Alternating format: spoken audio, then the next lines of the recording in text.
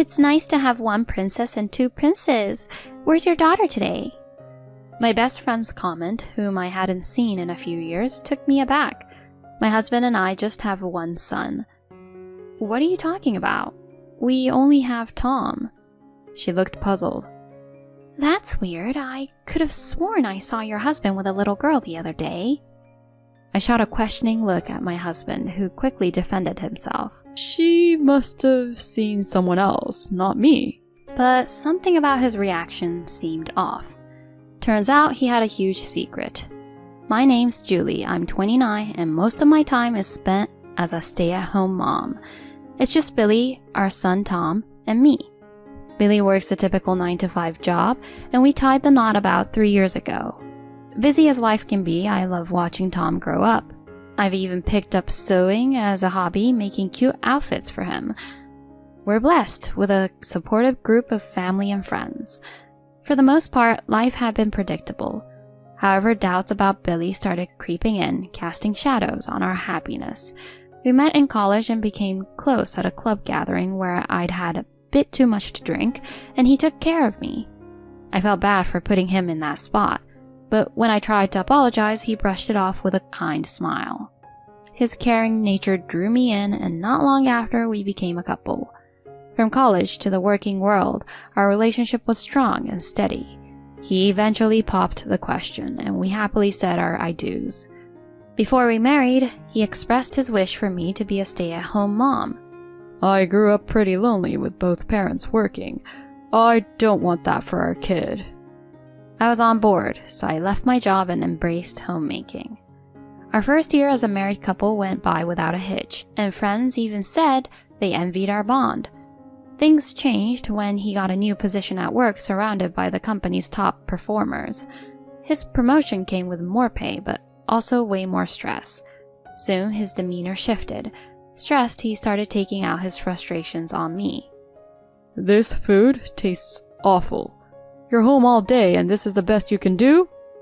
I'm sorry, I thought everything was fine. Whatever, I've lost my appetite. Clean this up.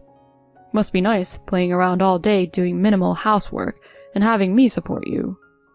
After yelling at me, he threw his food on the floor and stormed into his room. I cleaned up, crying. His abusive behavior didn't stop there. He'd lash out at me for buying makeup, calling it wasteful, and if I watched TV for a bit, he'd snap at me to stop lazing around. Nights became unpredictable with him either coming home late or not at all. Many might have considered ending the marriage, but I held on to hope that the loving man I married was still there. When I became pregnant with Tom, things started to look up. His attitude mellowed, especially after Tom's birth. He stepped up, apologized for his past actions, and vowed to be better. I'm so sorry for everything. I promise to be the best husband and father. With that, I believed we were back on track. As time went on, I took up crafting handmade children's items and even started an online shop. I started sewing because I wanted to craft some clothes for my son, but I soon found myself hooked. I began creating children's apparel, fabric toys, baby accessories, and just about anything else I could think of. Initially, it was all for fun. However, after giving a few items to family and friends, they raved about the quality and even suggested I sell them. So I opened an online shop. Business has been booming, with many loyal customers coming back. I've even begun to handle special custom orders, which, while a tad more expensive, are always in demand.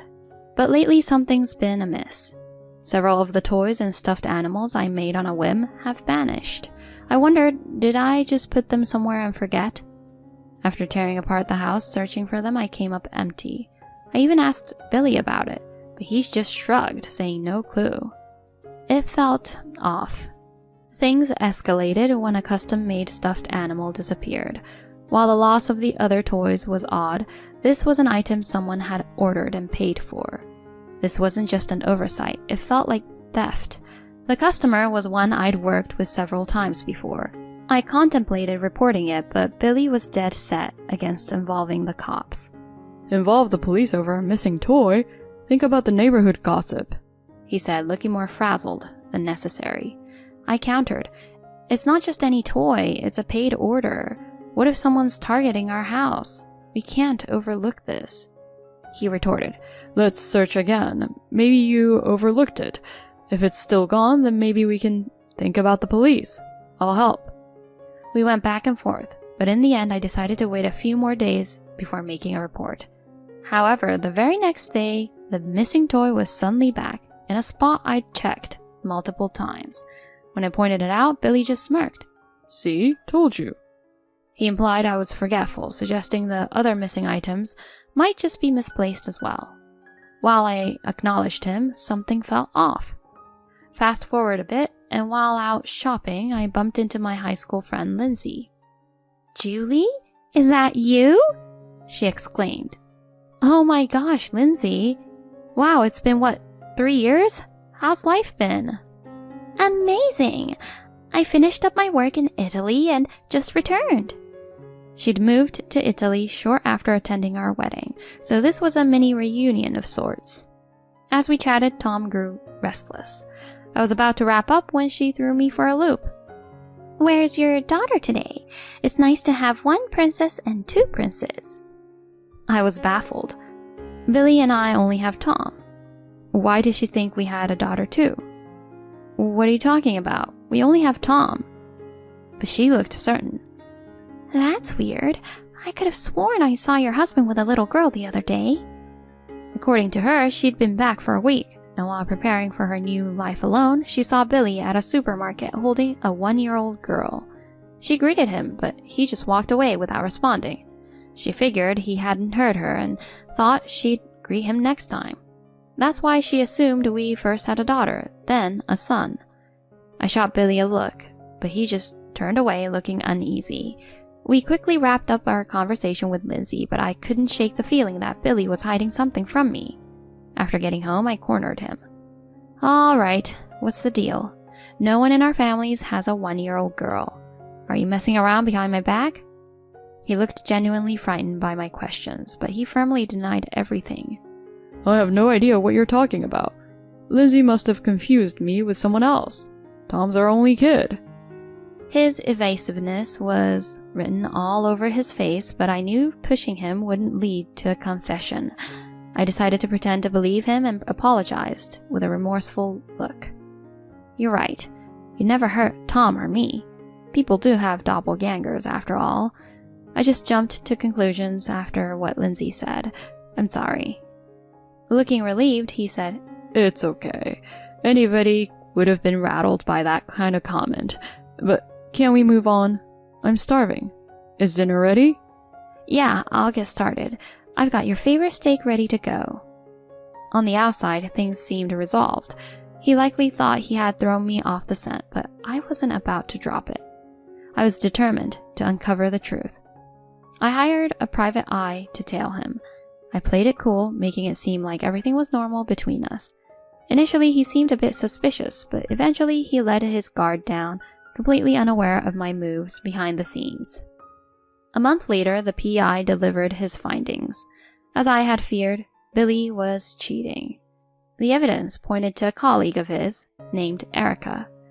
They'd been seeing each other for about 2 years, which coincided with when his behavior at home started to change. The twist was, Erica believed she was the main woman in his life, and thought they were married. Photos of her showed a young girl, probably her daughter. In one of the pics, the little girl was holding one of my handmade items that had mysteriously disappeared. Billy had likely swiped it and given it to them. I was livid. As part of the surveillance, I learned they'd all be at a department store event on a day Billy told me he'd be on a business trip. I left Tom with my folks and staked out the location. Before long, there they were, Billy, Erica, and the little girl acting like a picture-perfect family. I walked up and said, "Looks like a fun day out. Mind if I join?" Erica looked puzzled, but Billy went ghost white. What are you doing here? He stammered. Erica, taken aback by his reaction, queried, Who are you?" Keeping my cool, I answered, "I'm Julie, and Billy, the man you're with, is my husband." She gasped. "Your husband?" Clearly shaken, we agreed to continue our conversation at my place. Once there, we compared notes. I showed her our wedding photos and marriage certificate. Faced with the undeniable evidence, she went pale. Billy, for his part, couldn't even meet our eyes. After everything came to light, Erica shared that she started seeing Billy around 2 years ago. When she became pregnant, she proposed marriage. They completed the marriage forms and she trusted him to turn them into City Hall. Turns out he never did, so they weren't technically married. As for the handmade items I recognized, Billy had given those to her as gifts. Finally, Billy, looking defeated, fessed up. The stress from work got to me. I planned to end things with Erica, but then she got pregnant. We work at the same place, so walking away wasn't simple. That's why I lied about us being married. He was clearly shaken, but I couldn't muster any sympathy.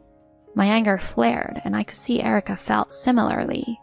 She shot Billy an icy look, then turned to me. "I'm really sorry. I had no clue about any of this. It's one thing to cheat, but to have a child." She said she'd compensate me for the ordeal. I saw her genuine remorse and figured she was another victim in all of this. I reassured her. "You don't have to apologize. I'm sorry my husband put you through this. Take some time for yourself and we can figure things out later." As our daughter grew restless, Erica took her leave, apologizing profusely. I confronted Billy next. "We're getting a divorce. I thought you were a decent guy, but then you pulled this? Get ready to pay alimony and child support." Terrified, he dropped to his knees, pleading. I didn't plan on having a kid with her. I only found out about the pregnancy when it was too late. I love you and Tom. I promise I won't see her again. "Don't see her again? That's your child. You need to step up," he desperately suggested. We could leave everything behind, move somewhere else with Tom. It's her child. She decided to have it. Let her raise it on her own. Let's move somewhere far with Tom. Okay, honey? I snapped back. "Seriously? You think I'd go for that? You're unbelievable. We're so over. Just stay away from Tom and me, you pathetic loser." He started crying, and all I could do was shake my head. A few months down the line, after navigating the legal maze, the divorce was finalized. Of course, I got custody of Tom, and Billy was on the hook for alimony and child support. Erica also pursued him for child support and damages. While she wanted to compensate me, I refused. She was in the same boat as a single mom. Though it all, Erica and I supported each other.